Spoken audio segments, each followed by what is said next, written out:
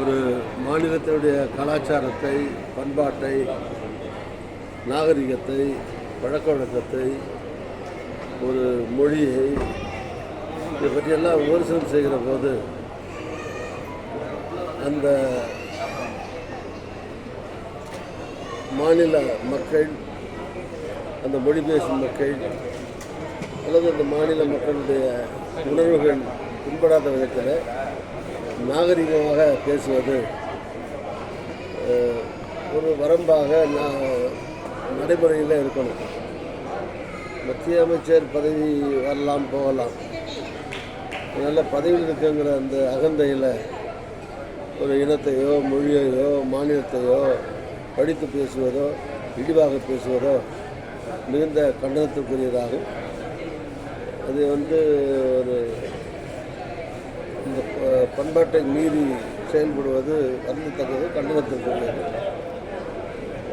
அதை உண்மையாக நானும் கண்டிக்கிறேன். இந்த உத்தரப்பிரதேச சட்டமன்றத்தில் எம்எல்ஏக்கள் பான் பராக் போட்டு எச்ச துப்பியிருக்கிறாங்க. அந்த மாதிரி நிகழ்வு பாரதிய ஜனதா கட்சியின் எதிர்ப்படையில் தமிழக மக்களை பற்றி இப்படி சொல்கிறது, அதற்கு என்ன சொல்கிறது?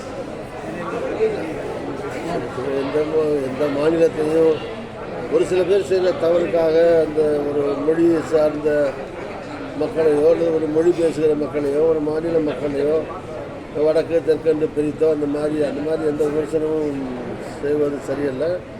செய்த பழக்கம் இல்லை, செய்ய விரும்பவில்லை. ஆனால் அது மாதிரி ஒரு மாநிலத்தில் நடக்கிற செயல்கள் வருடத்துக்குரிய நிகழ்ச்சிகள் தான். தமிழ்நாட்டுக்கு என்று ஒரு தனி கலாச்சாரம், தனி பண்பாடு தமிழ்நாட்டுக்கு என்று இருக்கிறது, தனி நாகரிகம் இருக்கிறது.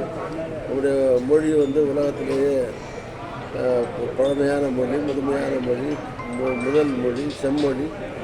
எப்படியும் நம்முடைய மொழியையோ மொழி சார்ந்த மக்களையோ குறைவாக பேசுவது என்பது மிகுந்த கண்டனத்துக்கு